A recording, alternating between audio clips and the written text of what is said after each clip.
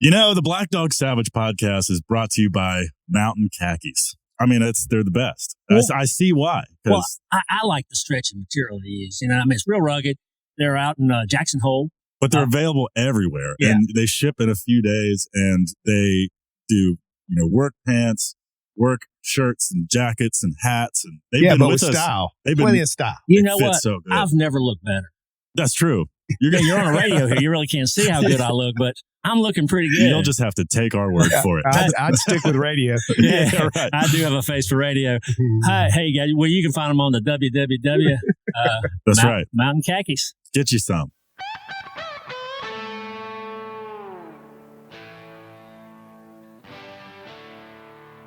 Hey, I'm Mike Whiteside. And I'm Robert Kulp. And I'm Tay Whiteside. And welcome back to the Black Dog Salvage Podcast. We haven't been canceled yet, fellas. It's hard to cancel when you haven't started. Hey, every week here at the Black Dog Salvage Podcast, we're going to talk to some of the most interesting people we can find in the salvage maker and creators world. We're going to give up the tip of the week from salvage and turn your trash into treasures. And finally, every week, we'll give you behind-the-scenes look at a single episode of 11 seasons we've done on Salvage Dawgs. Easy for you to say, Mike. Yeah. Well, I can read stuck to the script every once in a while. He stuck to it. Absolutely welcome back. And today's episode, I'm just going to take it because this is a personal hero of mine. We got the one and only Jimmy DiResta on the episode. He's a designer, a fabricator, an artist, video producer. Hey, man, I went right into it. Good to have you. Thank you. And then after we get it going, we're hoping that you brought with you a DIY tip of the week. That's right up your alley from what I can tell. I got a lot. And then later we'll get into the episode, one of the episodes of the show. As Dad said, we were on air for 8 years. We did 11 seasons, 143 episodes. Not that anybody's counting. No. Each one of them took a little chip out of the tree there, but that's all right. We'll be talking about episode 903, which aired June 10th of a year I didn't write down. And then that one, we did the price filler machine shop pick. Robert learned that he was a maker. That's right. This is my coming of age. That's right. And basically, this is a perfect episode to bring Jimmy into because that's now your shop. It is. I feel very lucky to be in there, but it was also the day that you realized you were a maker. Well, that's true. And I'll get into that later. That's true. I think I've forgotten already. But anyway, just after the break, Jimmy DiResta. Thank you. If you cut the tailgate off a Chevy truck, it makes a great bench. You know what? You can say that about most trucks. That's true. But since we had one in our parking lot. Oh, man. Chevys are the bomb. They are great trucks. The work trucks, the ones we've had and used, are just unstoppable. The diesels are amazing. Even the gas ones you guys used to have are more powerful than they should have been. They're great. And they're comfortable. Again, as a tall guy, interiors are super comfortable, fit great. We've taken long road trips. Yeah, everybody used to jockey for the Chevy windshield time. I always ended up box with trucks, and then someone would be in a Chevy pickup. Who gets to drive the Chevys? Because it's posh. It is nice. And they have been forever. Yeah. My dream truck to this day is a Chevy 2500 HD diesel. So one day. Anybody got one out there that wants to send it to Tay? That's right.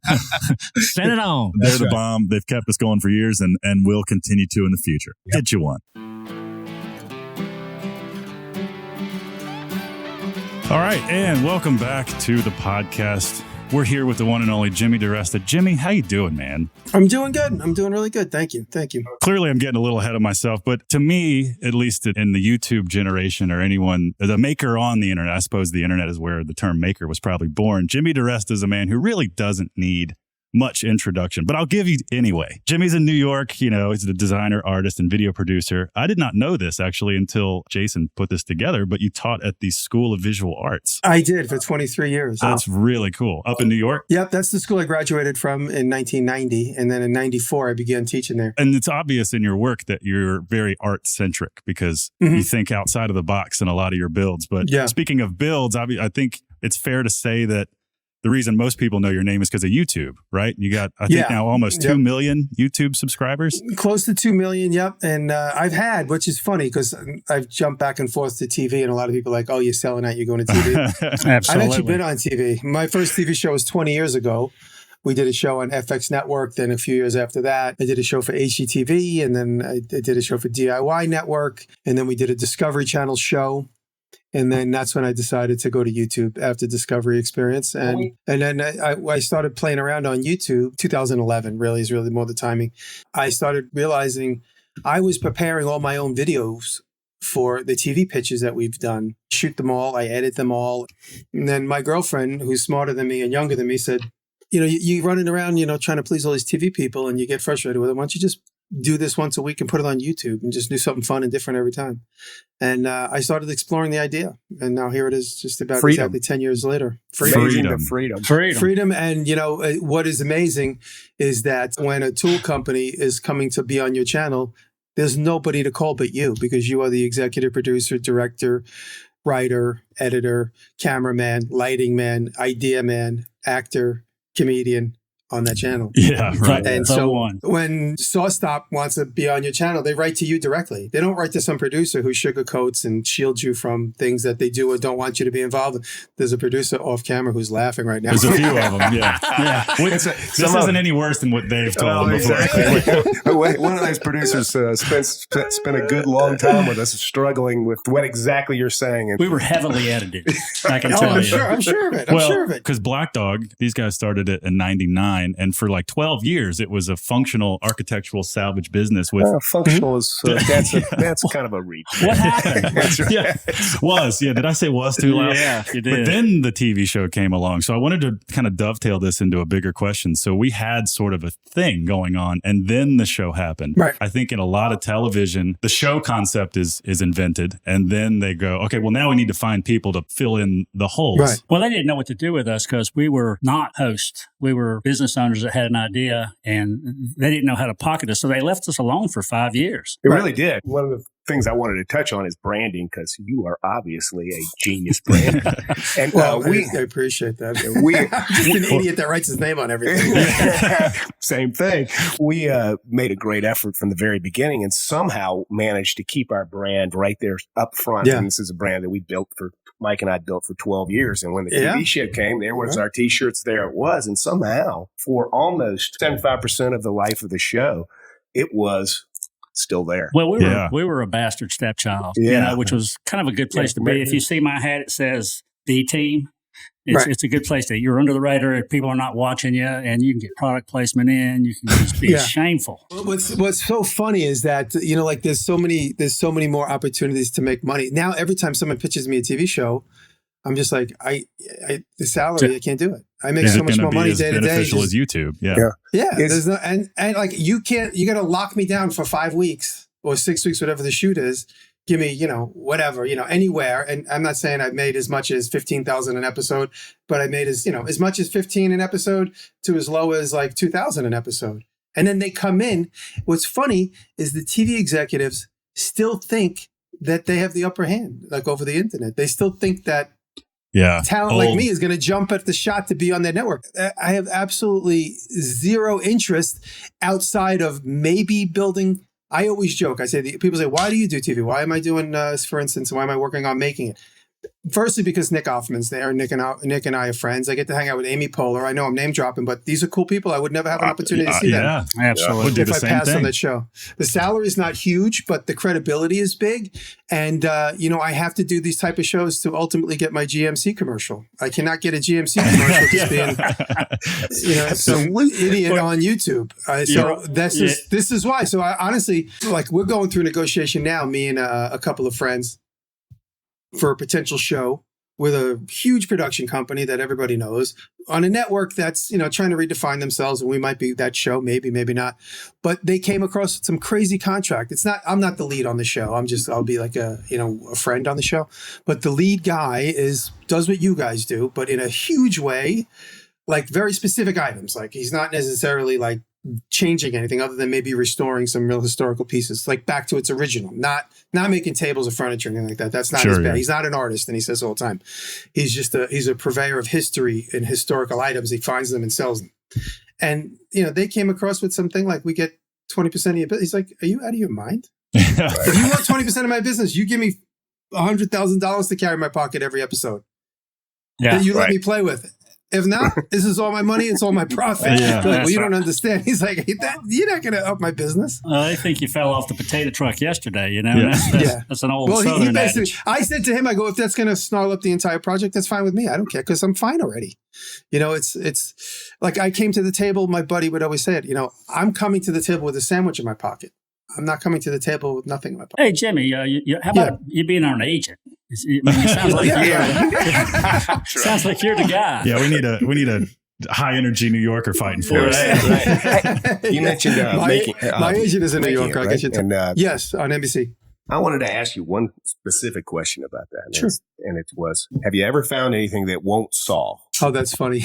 With Nick. I love that. I love it. Thank you. The producers came up with that idea and they said to me, do you think it'll work? I was like, with this, can I curse on the show? Sure. Yeah. I said, with this piece of shit saw you guys gave us, I said, not everything's going to saw. I said, I'll tell you that flat out right now. They gave us some like Chicago machinery from Harbor Freight. Just to let everybody know, Nick Offerman and Jimmy were testing what will it saw was the question. Will it saw? That was a whole segment of the show. The first one was a boot. Like, they went to like the thrift shop and got a couple things for us to cut in half. And that I was sounds nervous. awesome. Like, if we were going to cut like that in half, we'd hit the metal shank and the crappy blade on the crappy saw, the horsepower was going to snarl. So I said to the producers, like, will it saw? Everything will saw it, but not with this saw. Not with this. Maybe with the do-all in my shop. And but Nick talking about, safety. What we're doing is not safe. It is not safe. Yeah. And he knows that too, because most people don't know that Nick Offerman is a legitimate woodworker. Like he is. Yes, he is. From the little that I have seen. Yeah. But it was great. Nick has always been, it's funny. Nick's got a great story. He started out earning money in college as a scenic. So he was doing scenic stuff from time to time on the plays and the productions he was doing. So he went from scenic there. When he went out to LA, he was still doing more scenic and, carpentry. And then he started up in his game and challenging himself, which I always encourage everybody to do. If you're good at this, what's the next hardest thing that you should challenge yourself with? Don't bite off and that's too what much. he did. Well, anyway, it was a great bit. I liked it. Will it solve? Yeah. Well, it's pretty obvious that with 4 tool heads in one room, we could waste all kinds of hard drive space. But we're going to take it to a break real quick. And when we come back, we're going to talk to Jimmy about some of his builds. See you all in a bit. Milwaukee tools, people. Milwaukee. What's the tagline? Buy one. That's what the tagline was. Yeah, that's worth $100,000 right there. I once talked about my tethered tools, but the M18 tools by Milwaukee last a long time. That charge, good batteries, good tools. The combination is unbeatable when you're out in the field and you're trying to get work done. Good stuff. That's the key. You're on a roof. You're on a tower. You're climbing a crane in a tree. All that stuff. You don't. You maybe have room for 2 batteries, and that's all. You only need one. You throw your tool in the bucket with an extra battery because you don't want to have to come down off that bell tower. Yeah. I tell you what. The one time I've had trouble with a Sawzall, a Milwaukee tool, was when it was possessed. It had been. They last so long that they were actually possessed, and they took possession of Mike. You remember that? I do. In the funeral home. Yeah. There was we had to. I was. It come on me. Yeah. It was flung on me. 3 Milwaukee Sawzalls out there in the field. One of them went missing. And you guys argued over the other 2. Yeah, and he almost came at me. I don't go postal most of the time, but I was going to go all Milwaukee on your ass. I'm telling you. But hey, we got through it. As soon as we walked out, the tool died, and whatever it came in, Robert and I shook hands, and we were good buddies the rest of the day. Yeah, and Milwaukee's still with us. Yes, they are.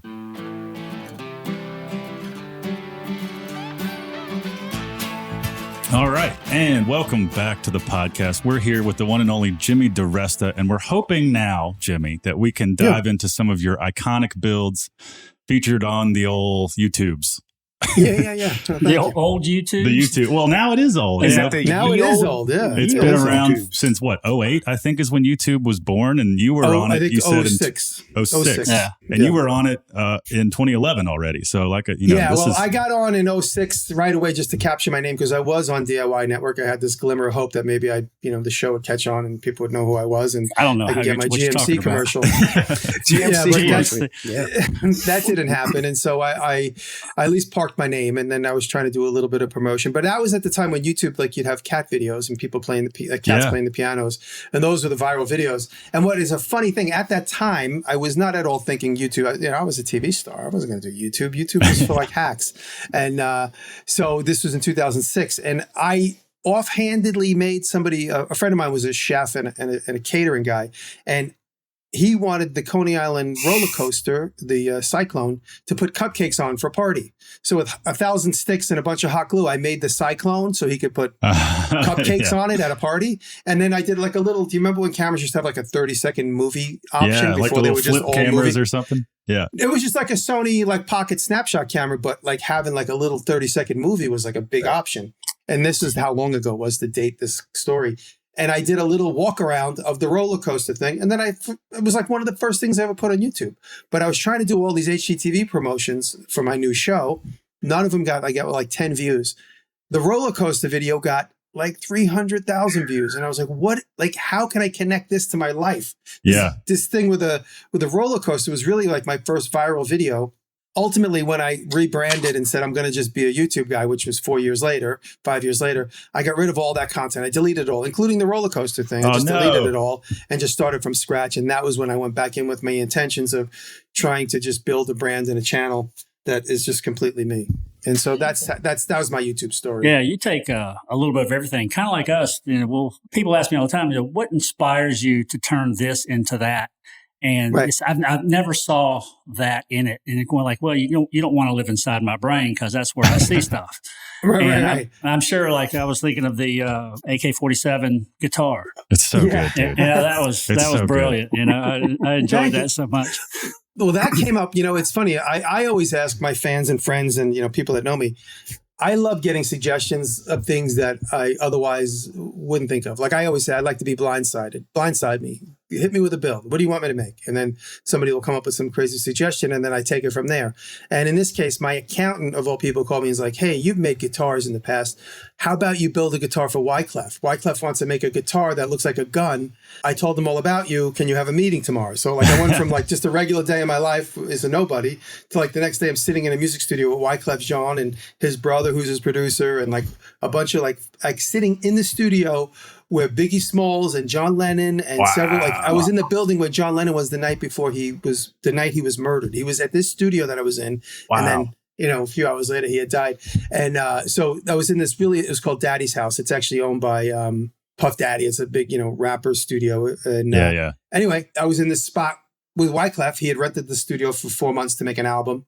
And one of the promotional things he wanted to do was have a guitar that looked like the classic guitar that Peter Tosh had during the Vietnam era. He had a guitar that would look like an M16. And he's like, what can we do to make it modern? And then, we kind of joked about the Saddam Hussein gold. AK-47.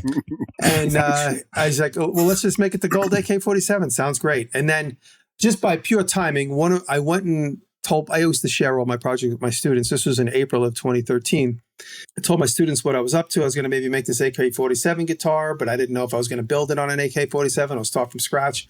And one of my students said, I just did an anti-gun violence poster and I bought an airsoft AK-47. He goes, I'm done with it. If you want it, I'll get it during the school break. So we take like a cigarette break during the class. He went and came back with it, wrapped in a plastic bag. It's just a few short years from you can't even have a fake gun anywhere in this world. Yeah, right. He literally walked into the classroom with an AK-47 airsoft gun with like a garbage bag on one side and a garbage bag on the other. And, it looked like an AK-47 inside of a garbage bag.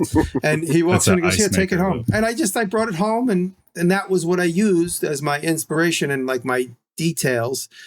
I mocked it all up from scratch and using the guitar itself. A lot of people watch that video directly. They watch it and they come away thinking that I turned a gun into a guitar. I know. But in fact, I used the gun as inspiration. Everything on the guitar ultimately ended up being much bigger. So I had to remake the stock. I had to remake the handle, the grip, and the sights and the gas tube. Everything was all just completely mocked up from parts in my shop. Let me ask you another question. Do you have both your thumbs? Because I cut my fingers a lot. Yeah. He features a lot. I cut my pinky off. Yeah. Oh, there you go. Well, they put it I cut my pinky off. He features a lot of tape on his fingers, I've noticed, just like you, Mike. But I like your free cutting with the bandsaw. That's my favorite. You know, like I've been there, but you know, I don't have fingers now. You know, it's the videography, the stuff, your production with all the different speeds and stuff, which is fantastic. And I found myself watching you saw, and I'm thinking in my mind, like, holy shit, he's going to cut his fingers off. And of course, you're really not doing it at that speed, but you can't get it out of your head. That's I have right this there. technique. Awesome. You know, it's funny. I've gotten my fans used to a couple of techniques that I often do. Like, I'm sure. For instance, I have this big Oliver pattern maker sander. It's a 32-inch disc, 232-inch discs. Right. You know, when I shut it off, I'll come back in the morning and the thing is still slowly coming to a stop. Right. It's a 3-phase. It's got like an 10 horsepower motor on it. Good God. And occasionally I sand steel on it, you know, and one time I was sanding steel. So I'm like going all high speed. And then I cut to slow-mo. And then you just see the entire disc like snarl up and shoot in every direction. And you see me flinch like this. And so my fans are totally used to when I go to slow-mo, something bad's going to happen. It's like the Jaws noise. You know something's coming. or maybe something good. You know, I'm seeing with the block plane and everything goes, wow. Yeah, it's all so good. There's an occasion where every time I go to slow-mo, I'm like, might be showing like a product logo or something that, you know, not necessarily because I'm getting paid, but to say like, hey, I'm using this oil here or I'm using this finish here, you know, because otherwise it's quick. And then the first question is, what did you use? So I might just slow down just so people can get a detail of the product. And people are, and then right away the comments like, oh my God, I thought that you were going to spill that. Or I thought something was going to explode. Our finger was going to come off. Yeah. Exactly. Well, and also your brand, your tool brand, the white off-white painted tools. You know, I like the one about these tutorials about the drill press. You know, this where you got that guide that you slide the drill in to make a straight cut. Thank you. Yeah, it's funny. Me and my assistant kind of brainstormed that together. My assistant at the time, David, who was a former student of mine, David Welder, who's a great filmmaker in and of himself. He and I came up with that kind of at the same time, like with the flat back on a drill to use it as like a drill press. And Dave always said, and this is his line, I get attributed to it often, but it's his line. He's like, why do they make drills that look like sneakers? Just make sneakers look like sneakers and make drills look like drills. Well, I have a follow-up on the Wyclef Jean build is a perfect example. I think so many creators now, if they had that build, the opportunity to do that, and they know what kind of views that's going to get and that kind of thing, I feel like most people would be so tempted to like blow that out of proportion, right? Like name drop and dance in front of the camera like, oh my God, I'm building a thing for... And so many people do that on YouTube now, but like your style of video, I would imagine from early on and even to now is just like, show the work, show all of the work, and condense it down into like a reasonable amount of time, and then you almost don't even say bye. Like the camera just turns off. Walks away. And I super respect that, and that must be intentional, right? Like well, it is. It's funny. I started developing this style in the beginning. I said if I'm going to make a YouTube video once a week or 2 a month or whatever it might be, I'm going to have to edit a lot, and I'm also going to have copyright problems. So let me just avoid music. And, you know, I can't stand music that sounds just like AC/DC or sounds just like, you know, New Wave. Yeah. I can't stand that. It drives me nuts because you're like, anyway, I just said, let me just leave music out. Let me leave music because my personal viewing experience, and it's more and more now, is I watch things in silence. Yeah, because I'm laying in bed with my girl, or I'm in the movies, or I'm in a meeting, or I'm on a YouTube, I'm on a Zoom call. I watch things in silence, and so I really wanted my videos to just basically be watchable in silence.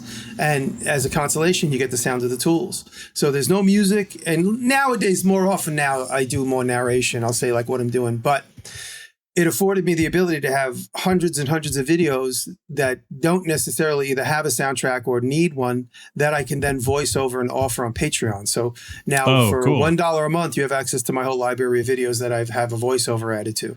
So you can just go back in, and they're all unlisted on YouTube, but they're published on my Patreon page. So you can hear like I call them the director cuts, where I'm just like, oh, this is when the saw blade broke, or, I was thinking about that I was going to go in this direction. I ended up going that direction. I never heard your voice until you started kissing your cat. It's like, hey, it's cat love. Yeah. Well, one more point about those videos that I wanted to bring up is, and for all our listeners out there, you get to see the whole project, which is beautiful because A lot of times you're seeing projects on YouTube and other places where it's snippets, but you get to see the whole thing and the work that is involved with these projects. I mean, the sheer volume and the steps and everything else that goes with it is incredible. And even though we don't have to spend all that time with you while you did that work, we get to see the whole thing from start to finish. Well, that's it. I always say, this is an old term from cartooning, when cartooning became popular in the 20s and 10s, 20s, and 30s and 40s. Keyframe. A keyframe artist was the artist that did things that would actually make the image go in another direction, or it might be like the character would be like this, and they'd use as many images as they could over and over. And then when he turned, that's a keyframe. So I always tell people, my advice when you're making a movie is look for the keyframe, especially in this kind of YouTube style, because you'll see these noobs, and I say noobs, either they're young at filmmaking or new to filmmaking. They do the surveillance. They basically put a camera in the corner of the room, and it's just a surveillance camera of you working, and nobody wants to watch that. Unless you're going to explode an airbag or something. Nobody wants to see just a surveillance of anybody building something. So I always say put the camera in the work and really only film the keyframes of when the project turns from one thing to another. When the wood gets cut in half, you need that keyframe. When the wood gets glued together, you need that keyframe. When you're going to add a clamp, so if you just reduce out everything in between all those keyframes, as you begin to, put together a sequence, and you trust the viewer is going to know what happened in between. Oh, okay. He was on that side of the shop. Now he's on this side of the shop. He still has the piece of wood in his hand. I don't need to show him walking from there to there. It doesn't matter. It's extremely watchable. Thank you. I just started watching last night, but thank you. Yeah, this is the first time I've ever seen them take notes about anything. Yeah. So this is awesome. I'm on it. No. Well, it must be so much work to do that, though, right? Like the reason, and I'm guilty of it in my shop. I'm a fledgling YouTuber myself, right? But the surveillance shot is so easy. Yeah. And you don't, if you're not trained, you don't know where the keyframes are going to be. In my case, I'm like, well, I might be over at that saw, but I'm prototyping, so I might also be over there. Well, another way to kind of think of it is what your eyes see while you're working is what the viewers should see. Good that's point. What I always say. And if it's not necessarily the camera's not attached to your nose, it could be, the viewer's set of eyes that are like maybe in the same spot your eyes are, in relationship to the product your hands are on, or relationship, And full body shots, you don't need them unless you need to show scale for a project. Like at the very end, you could see me intimately doing something. It all depends on the techniques you want to show off. And, you got to have a selective focus is really nice. I mean, the first 75 videos I ever did when I decided to do YouTube, and I've used really expensive cameras prior to that, but I was like, you know what? I'm going to keep it as simple as possible so I can move through these quickly. I started using a flip camera. You remember the flip camera? Yeah. Where the USB would flip out inside and you stick it right into the computer. So for the first 75 videos I ever did, I used a flip camera, but I started seeing my competition and my friends and my contemporaries having beautiful selective focus, which I know all about. And then when my last flip, I had 3 of them. When my last flip camera finally gave up, I'm like, that's it. I'm going to a SLR. And that's when I started really just using selective focus as part of my compositions. Meaning like if I'm holding a tool and my background's so busy, but I just like using available lighting. I just make sure that the background's really blurry and whatever I'm doing with my hands is in focus. And if I need to, I'll say to my guy, you see this? And I'll put a mark on there. I'm like, when I'm here, make sure that number is on that number. And then when I'm here, make sure that number's on this number, full focus. Just another boatload of insider trading with Jimmy DiResta. But we're going to take a quick break, and then we come back. We're gonna put a dovetail on this whole segment, and we're going to move on to the Salvage Dawgs episode. Awesome. See you in a bit. The Leatherman, it's an iconic piece. The Leatherman multi-tool? Yeah. I'm sure it's probably in the Met or some of these art galleries or American history. It should be. These guys are at the pinnacle of their game. I almost wake up and put it on, and it's almost the last thing that I do before I go to bed is take it off, and the only thing I don't do is sleep with it. And sometimes I do that too. So I'm kind of a fan, maybe a geek, You're a Leatherman nerd. Yeah, there you go. Yeah. There you go. Which is cool now. Is it? Being a nerd. It's about time. Yeah. You get cool and you hope you get cool again, and you just gotta live long enough. Well, if you're a nerd and you want to be cool, buy a Leatherman. There you go, folks. You can you heard it here. You can fix your apparatus. Your glasses. Apparati. Yeah, there you go. It does have a little screwdriver, and you can do that. See, my point proven. Get you one.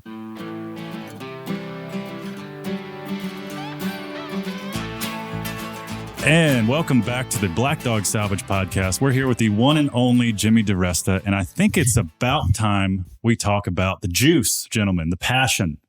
Why are we doing this? Dumpster diving. Yes. Yeah, is that what it is? Yeah. Well, with Black Dog Salvage, it's an architectural salvage and antiques company with a focus in upcycling now, which is a term that came about, within the last decade. Not I'm when sure. we started. No, not when we started. When Black Dog started. That. But also Jimmy does a lot of that too, repurposing, upcycling, salvage. Mm-hmm. So Dad, Robert, why don't you all start the ethos of Black Dog, and then maybe Jimmy, you could tell us your own version of that. Yeah. Sure. Well, when Robert and I started this, it was just, hey, there's a house over here. Let's just save it. And that was the genesis of this. But then as we grew into this, we had to apply some value to this stuff, because a door is a door, but it can be so much more. So we found our zhuzh, so to speak, and mine is aviation and boats, because I think hydrodynamics is art in its own right. That's a big word. Just because of the way it looks, it's sexy, but and turning it into furniture, that tends to be my mode. I can make it out of anything, but why not furniture? Because you can use it. So that's kind of the passion that kind of that keeps me going every day. I mean, I was all sweaty coming up into this interview because I was in the shop turning it out. Well, it's funny. I said when we did a show called Dirty Money, where we find stuff in the street and turn it into things. Just a funny little inside baseball story. Me and my brother did that just to show people that you could do it. It wasn't our business. We had done that in our lifetimes, but we didn't make it a business like you guys. I mean, our business was to try and create content. And then the producer of that show's like, hey, we're going to have dinner with the producers at the network tonight. Just pretend like this is your business. I kind of kept it vague.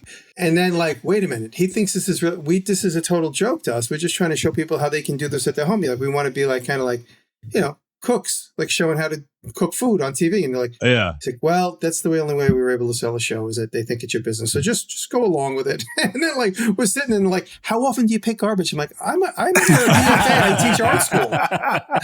I'm a professional. I'm a professional teacher.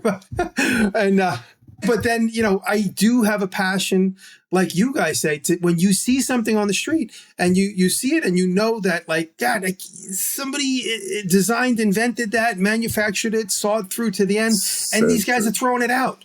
Or, this beautiful piece of cast iron that, saved it, that was made it past World War II without being reground and remelted. And now here it is, it's about to go into a dumpster and some idiot's about to push it over and crack it. I just feel like these things have a spirit in the way, it's like finding a stray dog. If I find a stray bandsaw, I'm working on getting these two bandsaws from Georgia right now. These two 4-foot diameter bandsaws. So they have a 4-foot throat. They have a 10, 15 foot, 12, 13. The bottom wheel is supposed to go in the ground. They're supposed to dig a hole when I install it. Wow. Yeah. Go ahead. I want to see you do some free cutting with that one. I can't wait. I have three 3-foot diameter bandsaws, 3-foot throats, and they're 8 or 9 feet tall. And I love freehanding with those. It's like freehanding with a good quality chainsaw, It's right. Can you imagine that? I mean, what drives me crazy is the thought of that headed to be recycled and headed to the landfill when it didn't get a chance. I mean, it had 2 or 3 more chances if you just give it the time. Yeah, it's heartbreaking. There was a recycling guy that befriended me in Queens, and because of my YouTube videos, he would call me all the time. Kai is his name. Kai would be like, you got to get over here. You got to see what's here. And this was before I was up here with forklifts and trailers and stuff. Is when I was full-time Lower East Side Manhattan. I just had my car and nothing else. And he'd be like, oh God. I'm like, can you just put it in the corner? Let's just buy me more time. He's like, my boss is going to want to grind it up soon. It might be like a table saw from the 1920s. I went there once. I saw 2 bandsaws, 2 Delta Rockwell bandsaws. My favorite bandsaws broken on the ground.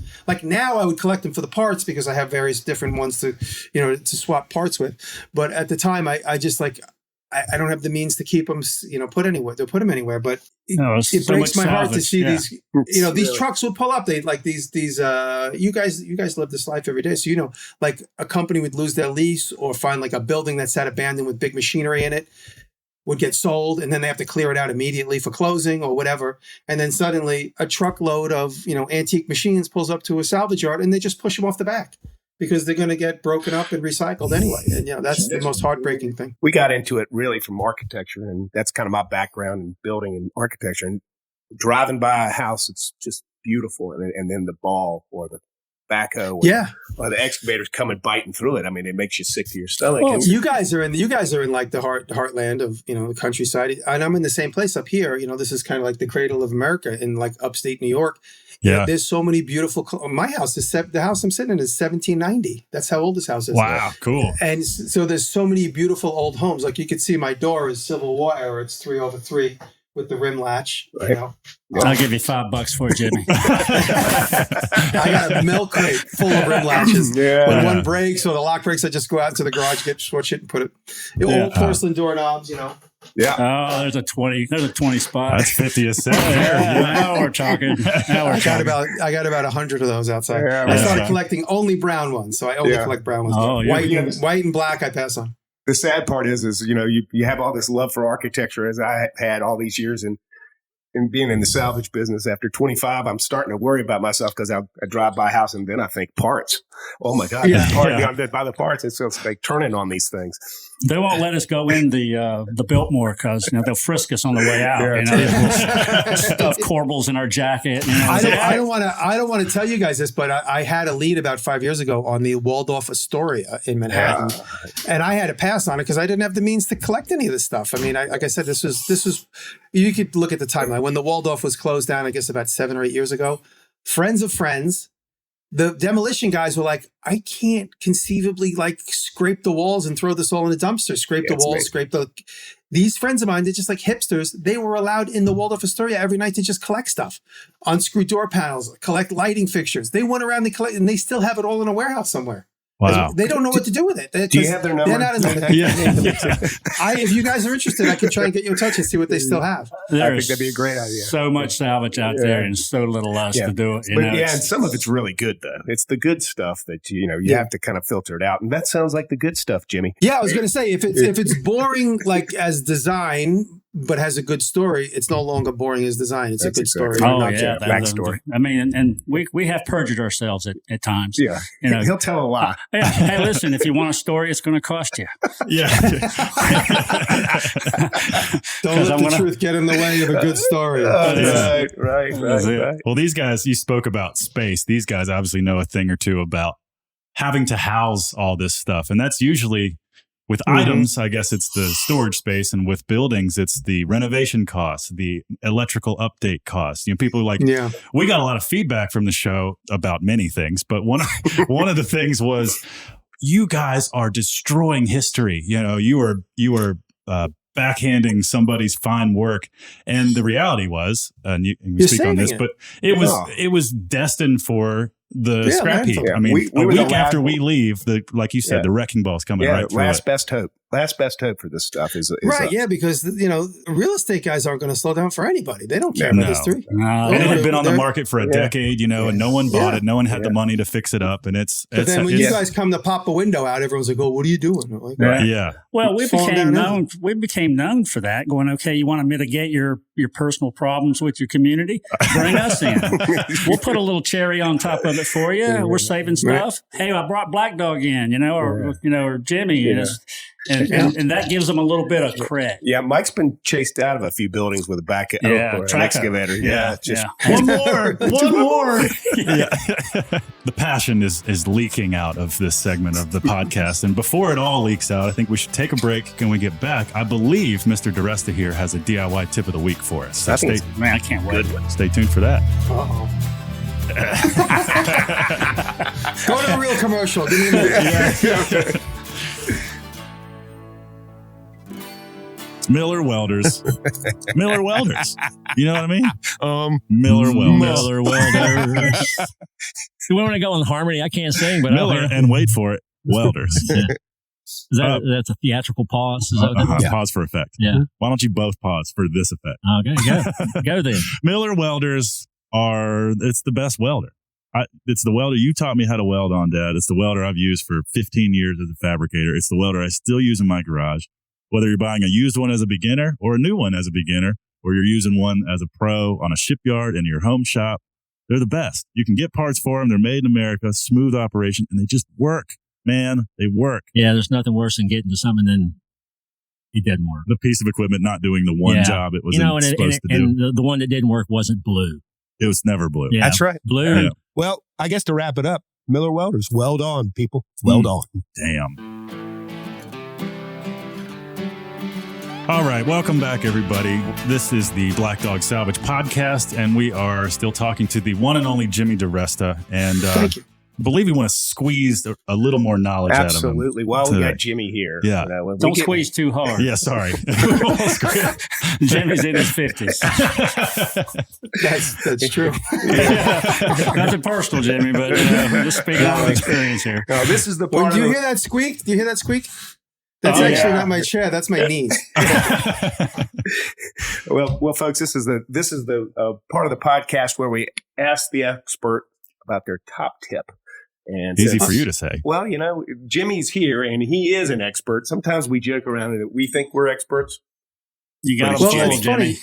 It's funny. I have a good opportunity to share with you a little story that just happened a couple of hours ago. So the sawmill down the block is run by a guy named Ray, and Ray called me out of nowhere. If you guys get a chance to see the inside of my barn on my social media, those guys provided me with all the planking. It's all hemlock planking, rough sawn with an actual circular blade. So you have like the circular mark, so it looks like it's kind of real vintage, real beautiful.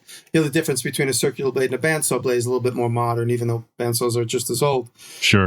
Anyway, that's a different podcast.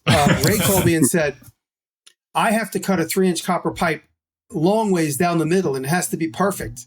He goes, I don't even know where to begin. He goes, I said, well, you could use a table saw. He's like, do I need a special diamond cut blade? I'm like, no, you can cut non-ferrous metals with a regular carbide tip blade. You just got to be careful. And you got to, most importantly, is wear a crazy eye protection because those little shards could be thrown everywhere. Yeah. So I said, he goes, well, how can we make sure that it doesn't twist while I'm trying to push it through the table saw because it's a tube? I said, build a little box around it. So build like a 4x4x4x4 inch box around it. And you could even just use hot glue because if you're going to pass it through the table saw, it's going to go quickly. So hot glue the box around it with right angles, just make sure your right angles and your machining is correct. And then you could pass that through the table saw. And I said, have the blade only come up through the sacrificial box side and just enough to cut through the copper pipe and then flip it over and cut it again. Don't have the blade come up all the way through the thickness of the pipe and come back out. You know, cutting the top and the bottom at the same time would be too dangerous. Yeah. So you just want to cut through one surface, flip it over and cut through the other surface, and then pop that sacrificial box off. So having that box will help you keep that long tube. Maybe you're making a gutter for your doghouse. I don't know what the hell he's doing. He didn't tell me that. He just said Yeah. how to cut a copper pipe long ways in half. So you came up with this while you were on the phone? Yeah, just because he said, how can I cut a copper pipe in half? Because I said, he goes, I could just throw it on the bandsaw if you want. He's like, but it's important that it's really straight.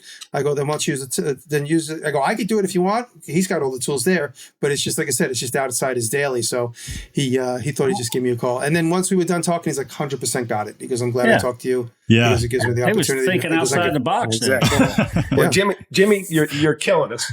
Because it would have taken me, a week and a half to say, okay, well, we're going to do this. Yeah. Robert would have engineered it. Yeah. Let's get some copper flat bar and braze it by on. then they'd have walked away. Let's call it Forget a consultant. Yeah, exactly. Well, And then another tip that I just recently, I did a little thing for Woodworking Magazine, and they gave it to me for a few hours ago to just proofread it, and I was like, oh, I said that? Oh, I didn't even realize. That's brilliant. Oh, they asked me about making it, and on the TV show Making It, there tends to be lots of dowels. Everybody wants dowels for this, dowels for that, so there's like a whole bucket full of all different diameter dowels, all the way down to pencil, all the way up to 3-inch wooden dowels, and Jesus. if you're an amateur or a noob, you got to be super careful if you're going to put a dowel to a bandsaw, because if you're not prepared, it's going to spin wildly out of your hands and be super scary, and it'll be very startling. So I always say, if you're going to cut either something round, hold it with a clamp a piece of wood to it, or hot glue it to a piece of wood, or in many cases you see like that sawbuck that you could pass like logs through, the sled. Like the buck sled, which is kind of like a V shape, so you could chunk the wood down into it. Same thing with balls. Another thing on the TV show, everybody wants to cut balls in half to make eyeballs and use them as like bubbles sticking out of the wall. Gutsy eyes, gutsy eye toys. Is that what they Oh, that's one of my toys. Yeah, but like that's right. baseballs and ping pong balls. That's right. And again, it's It'll the same cut. thing. You come to a bandsaw and all of a sudden it gets pulled out of your hand scarily. So I say either hot glue them to something or grab them with like a like a screw clamp or something. I have a Hot lot glue's more good. respect for your safety protocol now. Yeah. Basically, what he's saying is be careful out there. Yeah. Well, And safety's again, how do I know? The 500 times I said I can hold this strong enough, and then it rips out of my hands. Thousands of I got miles 2 an hour. clamps right here. What's the Yeah. problem? And another just more bandsaw stuff. Like you think, you can go. Certain things don't cut well on the bandsaw. You can't cut a book on a bandsaw very well. For some reason, the paper grabs the blade. It cuts, but it like makes a big smell. Really, a lot of friction. And fabric. Like if you're gonna cut something that has fabric in it, those fibers of string don't cut like wood. They get stuck in the blade and pull down. So if you guys have ever like tried to cut like a tire that has like plies in it, or something that has like a embedded fabric in it, you go to cut and the fabric gets caught in the teeth of the blade. So a one way to prevent that from happening is back your cut with a piece of wood. So Right. it'll go to get pulled into the saw blade table. It hits the wood that you're sacrificially backing your cut with, and it cuts clean. It will cut, but it won't cut well. That's right. A lot of sacrifice in Jimmy's shop is what I'm hearing. That's it. Yeah, a lot of sacrificial scrap. I keep scrap. A lot of Baltic birch giving its life. Scrap and hot glue.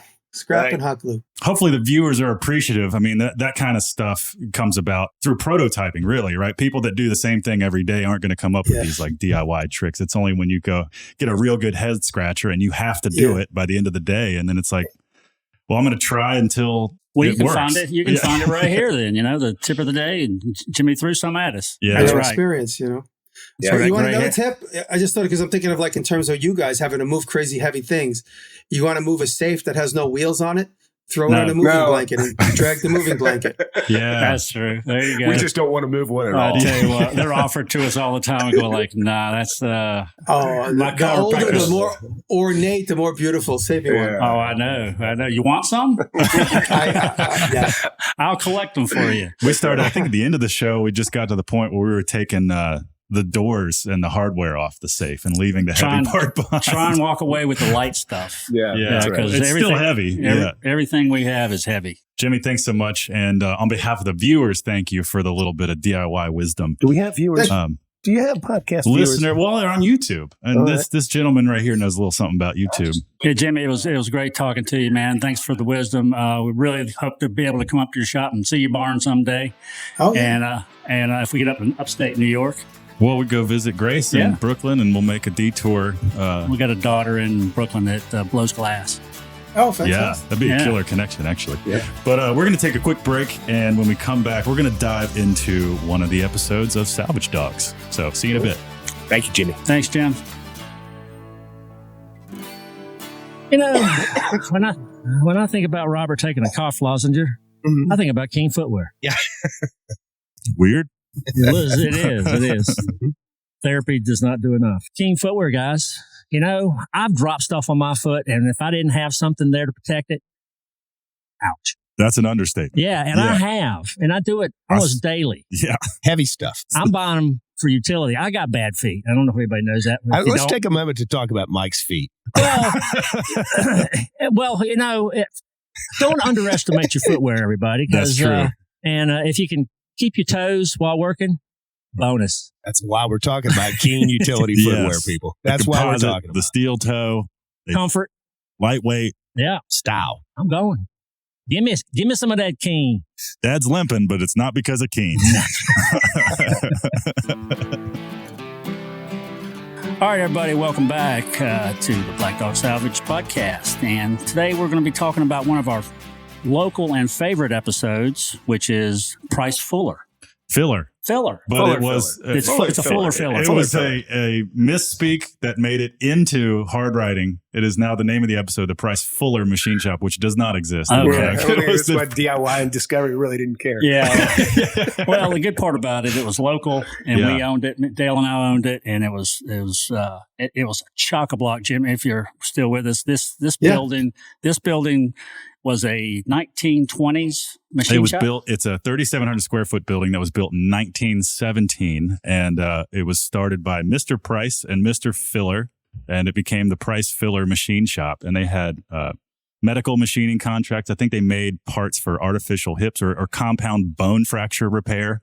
Wow. You wouldn't believe this on thing. like 1905 horizontal milling machines driven by a belt system from the ceiling. So Oh, my God. It was a time capsule. Well, yeah. We'll send you a DVD of that, man. It was awesome. Well, and actually, this is a I shameless have a plug. VHS tape if you have Yeah. Oh, let me give it back to Robert. I'll screen record. But so that was the episode started there, and Dad and his friend Dale, a local property developer, bought the building, and we had a segment on the show that we called a pick, where we it wasn't a full blown salvage, but we would go to a place and do the picker thing, look through stuff. And, that's right. We went to Rural Retreat. Easy for me to say. Well, later there were two picks in this picks, episode, yeah. but the price filler was the first one, and. Well, it took how many actual months did it take you to clean out that place? Well, yeah. So to fast forward in real time, that is now currently the building that my custom fabrication shop is in. So over the process of 3 years, 3 years, mostly solitary, I waded through 80 years of antique machinery and old billets and weird alloy steel that I've never heard of before, and tried to pay homage to what all this stuff was. Because genuinely, there are some machines that we found in this shop that, like their brothers and sisters, are in the Smithsonian Museum. Like there's a Brown and Sharp #1 horizontal milling machine. There was a mill. Turret mill. Bullard vertical turret mill with a 37-inch Do you know what's unbelievable? Like, what's unbelievable is that most people don't realize is that everything that you see that's cast iron was made out of wood by somebody first. Oh, yeah. Patterns. Yeah. And that's one thing that most people don't realize is like all those machines you're describing were made by somebody out of wood first. Because all those wooden patterns with a hollow make the hollow cavities inside the sand casting to then get filled with molten metal. And Jimmy, that's a completely different episode because we've done a couple of the foundry patterns, found large quantities of marine patterns. Just so exciting, just the thought process of these pattern makers, the brilliance of them, and the engineers that designed this stuff on paper, then the pattern maker made it in wood. That whole process, foundry process, is incredible. And the shrink. Yeah, right. I've got a 8-foot tall propeller blade made out of wood. There's not one straight line on it. It's amazing. But anyway, this shop is local and obviously about 5 minutes away. And we pulled out some pretty cool stuff. But one thing about the earlier on is Robert became a maker that day. And I'm not a maker. No, he's not. But, is it because Jimmy's here? You lost your confidence. It's exactly. I was like, yes, I'm a. Yeah, well, he played one on TV anyway. It was this funny moment that we were picking through this shop, and if you've seen the episode, I mean, it was just rat trails. You could barely walk through it. But Robert found this old metal trash can, one of the old Oscar the Grouch trash cans. Exactly. And then a straight cut, a 36-inch, like 4-inch thick straight cut gear, and a big old cast iron thing. And you had Dad help you put it on top of the trash can. And he goes, "Look, I'm a maker now." It was a beautiful table. Had clean lines, simple. Put some glass on top, I think you said. Exactly. And there I have a confession. When I first heard the term maker, I was like, give me a fucking break. Me too. Thank you. Oh my God, I'm so relieved. I've been to hear you making my say whole goddamn life. This is bullshit. Well, because it was like an oversimplification, right? Like, but then like there's a lot more to it. I mean, it's the creation, the inventor, all the things. Honestly, and as time's gone on, the more people that I meet, it just happened fairly quickly. I'm like, maker, okay, whatever. Let me play along, see what this is about. But as I met people that found their way, guys would come to me, and they still do. Guys will come to me and like tear up while they're saying like, because of you, I realize I am a maker, and I'm not, I'm not just an ambulance driver. Because like this one particular friend of mine, I said once in one of my podcasts, I said, it's okay to call yourself an artist. And, just by me saying that, because like I grew up with my dad pressuring me to be a fireman. I didn't want to be a fireman. I was an artist. I didn't choose it. It just was in me. And, this one particular friend of mine who's an ambulance driver in Canada, he goes, when you said that, he goes, I was in tears. Pulled over on the side of the road saying like, I am an artist. And he says he's been suppressing it his whole life because of his environment and his, his social pressures around, are you an artist or you're a maker? Give me a break, and like, so I began to embrace maker and, people who for one reason or another, finding that now in their career or suppressed it from early on, and now are just like they can't suppress it anymore. They're literally out of the closet. It's like, that's it. Mom, Dad, I know you're 80 years old. My wife and my 3 teenage kids. I'm a maker now. I'm no longer a lawyer. And his wife's like, finally, honey, you're out. Watch your fingers, like a doctor that's in the show. Watch his fingers. Speaking of salt, so the more that I met people that have these experiences, the more I began to respect the term. But when I first started, I was like, yeah, maker bullshit my ass. Well, it's perfect for someone like you, because like you're the multimedia, and I don't mean that in like video, but like working with media. That couldn't be a truer description of you. So like your elevator pitch must be impossible unless you use the word maker, like. Well, people say, what do you do? I say, I make shit out of everything. Like furniture. It's the definition of maker right there. Yeah. Look it up in the Drunken Wagnall. Wherever I'm in a room, I'll be like, for instance, like if it's somebody that doesn't, there's obviously many people that don't know me, and I need to give them the elevator pitch. And I'll go, well, I could make that. I could make that. I could make that. I could probably make that. I mean, I'm good at doing that, but I'm not good at doing that, but I could make that. Yeah. And then they go, really?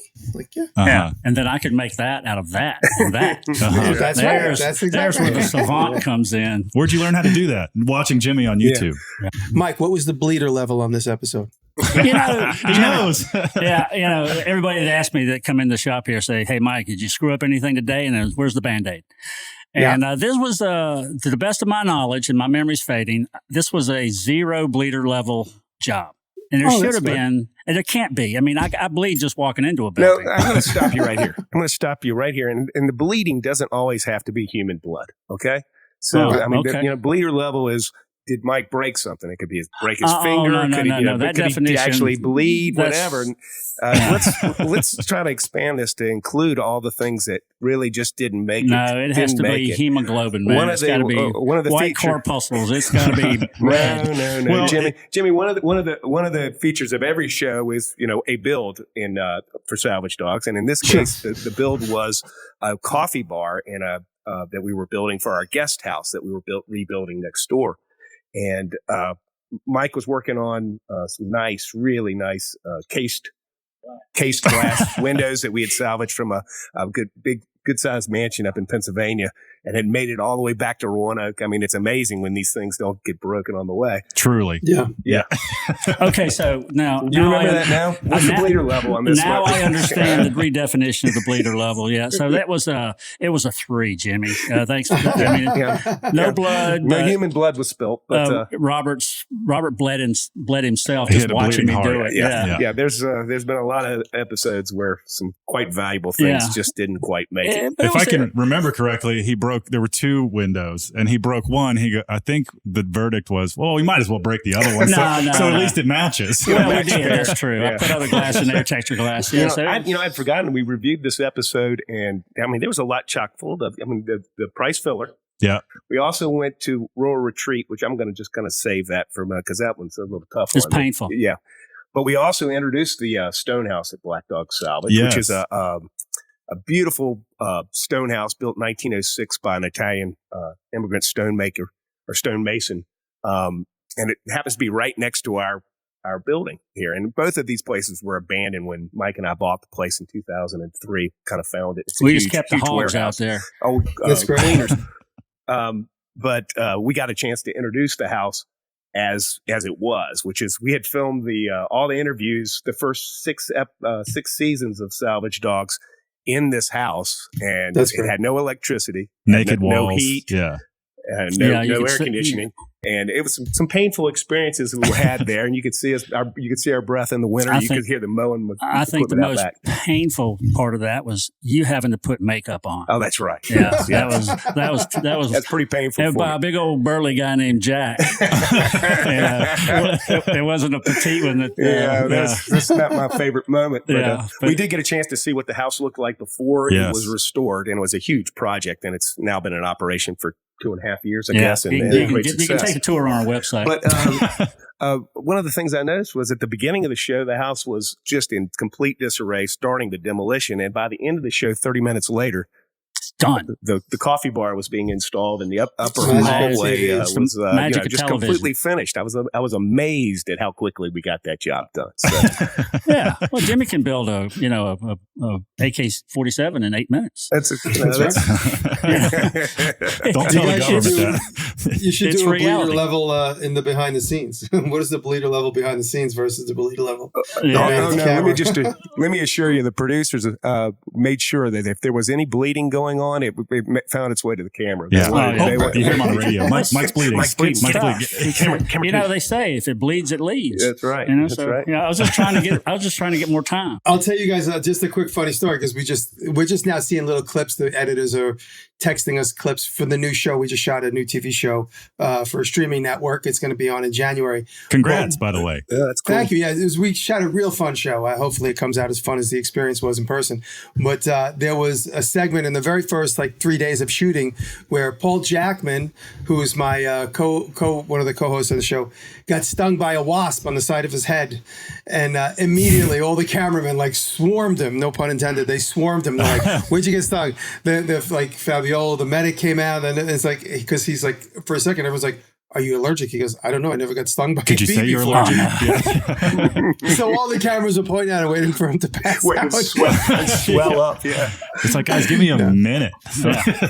And so they put this little, I don't even remember. I remember the cameras swarming him, but in my recollection, it was like a non-moment. It was like, okay, he got stung by a bee, whatever. Yeah. But they used the footage in this little tiny segment where it turns into a big laugh.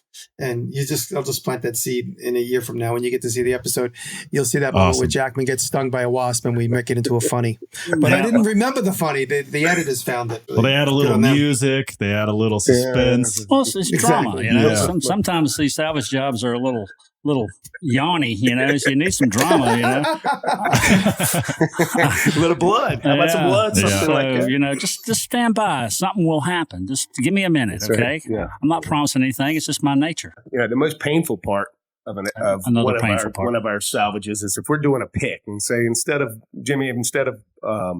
taking a house apart, which I love, we'll go visit somebody who's been collecting. Yeah, you know what yeah. I mean? Collecting. Sure. There's some I'm fine okay. lines there between guy. a problem. And so we went up to a little bit farther southwest Virginia, farther in the country, and the guy had quite a collection and a huge warehouse. And I was assured by someone. His daughter. Oh, his daughter. Usually it's a daughter pressing on an older fella to start Cleaning it up. Dad, it's time to stuff let it go. Yeah. Well, He the whole didn't. premise of us going up and meeting with a collector is to wheel and deal and us buy stuff at good prices and Salvage prices. Yeah, and sometimes that works and sometimes it doesn't. But this was one of those where he It was wasn't ready.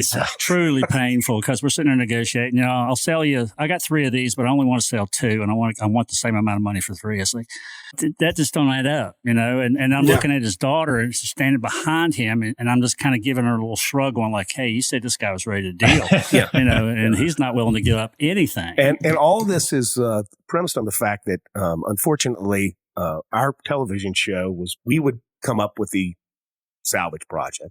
We would have a business deal to actually make that happen. We would pay for the salvage in a situation like this. There would be no participation from the production company, or very little, unless they wanted us to break something, to we did to that underwrite we did this. that for free too. Yeah, so we ended up overpaying, and one thing I can't stand is overpaying, and so That's where the real pain that came was in. the pain. That was the pain For Robert. Yeah, Anyway. exactly. Dealing with, But think of all the times when you see something and you overpay for it. Think of all the times that you got the coolest thing for free. That's so right. true. It all Thank you. balances out. There Thank you go. This Yin is yang. this is what I need to hear. It's I need to be brought down from the edge. Yeah. It's I'm back it's up an there, yeah. Eastern philosophy, Robert. That's Near Eastern philosophy. Eastern. yeah. Well, I'm southeastern. Over there somewhere. But it was a good episode. I mean, we can't talk about wasting money anymore because Please. Robert's in pain and he's turning colors. Yeah. So, but we're going to take a quick break so he can have some water, and we'll pull be myself right back to wrap it all up. So thank you guys. Feelings. You may be the wrong person for the feelings. Yes. Robert, how did that equipment make you feel? Oh Right? my gosh. Yeah. Did United Rentals make you I all blush. finally make you all all soft inside? warm and toasty inside. You know, you show up to a job no matter where it was, and that equipment would be sitting there waiting on you. And I'm not even talking about the big stuff that you got to laze about in and run the controls on. I'm talking about, so a jackhammer here and this a piece of equipment, that piece of equipment. They've got it all. United Rentals has anything you need, anywhere you need it. And there's a strange dog barking in my ear. But Robert, strangely enough, can United Rentals do something about that? they've got sound attenuators for that, it's soup to nuts, guys. United Rentals has it, no question. They've been there for us, and they'll be there for you. United Rentals. All right, I love the dog. Whose dog? Is that yours, Jimmy?